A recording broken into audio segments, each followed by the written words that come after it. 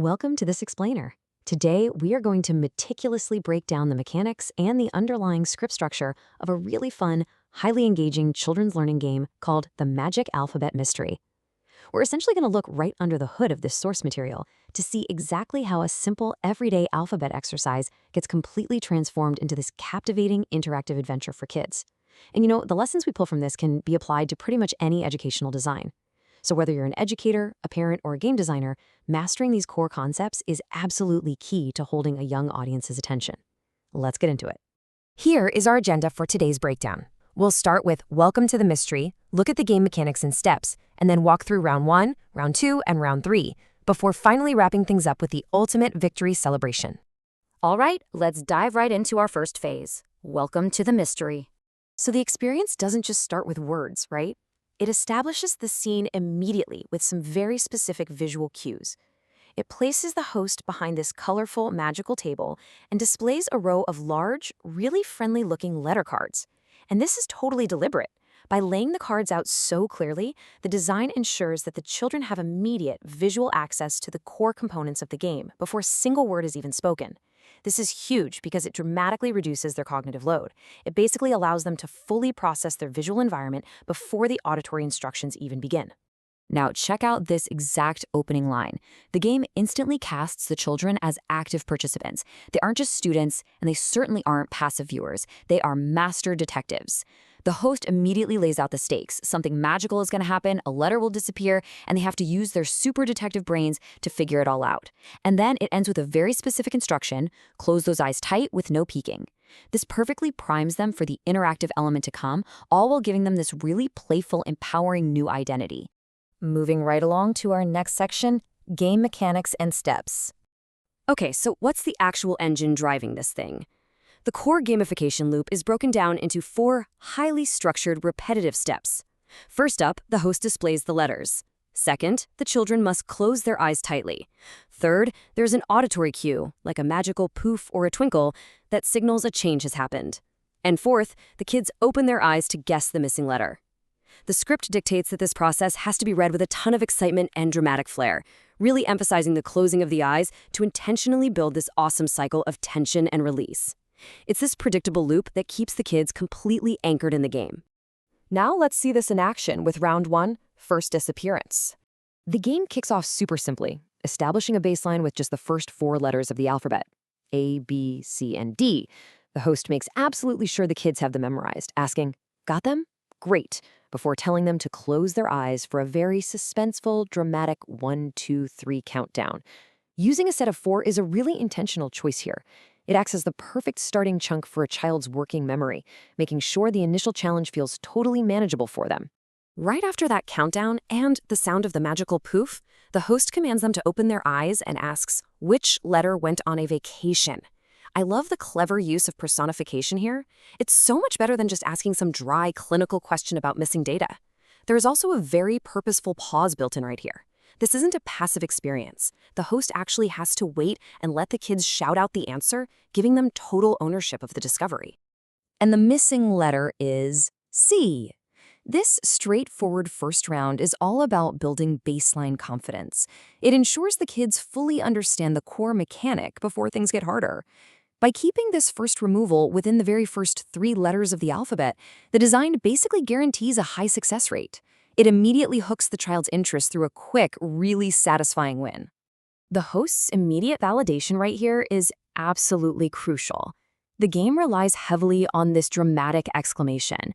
By confirming they found it and actually calling them amazing detectives, the host reinforces their success. This creates a powerful, positive feedback loop. It builds up their confidence and rewards their participation before seamlessly transitioning them right into the next level of the challenge.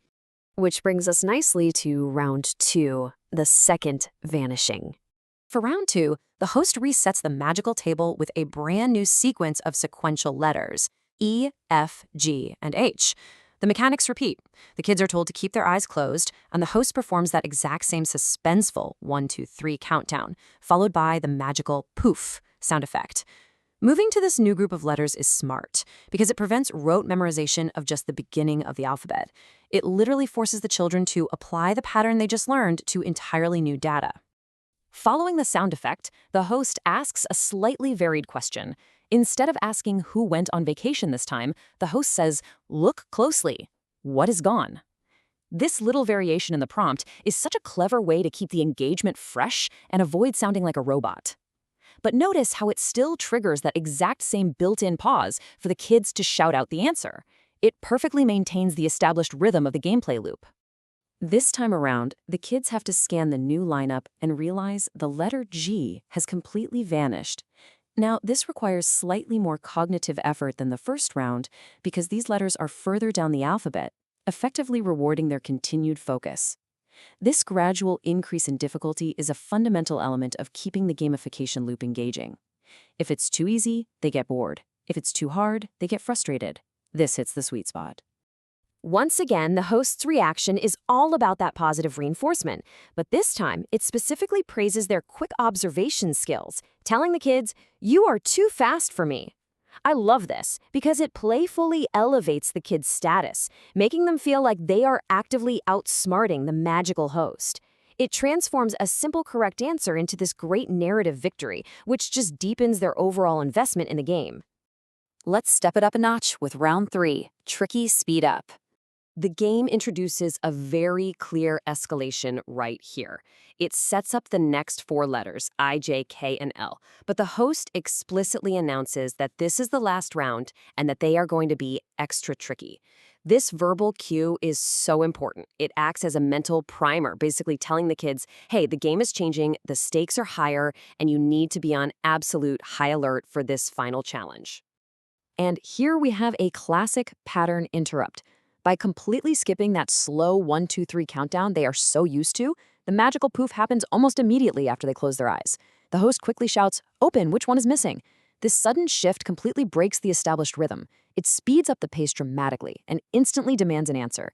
It effectively delivers on the promise of an extra tricky round by putting their reaction time to the test. The quickfire missing letter for this final round is J. Concluding with a fast-paced round like this is brilliant because it leaves the children energized rather than fatigued. The host acts totally amazed, proving that absolutely nothing gets past these observant kids. By ramping up the speed at the very end, the design ensures the activity finishes on a real high-adrenaline note, leaving a lasting positive impression. Finally, we reach our conclusion, the ultimate victory celebration.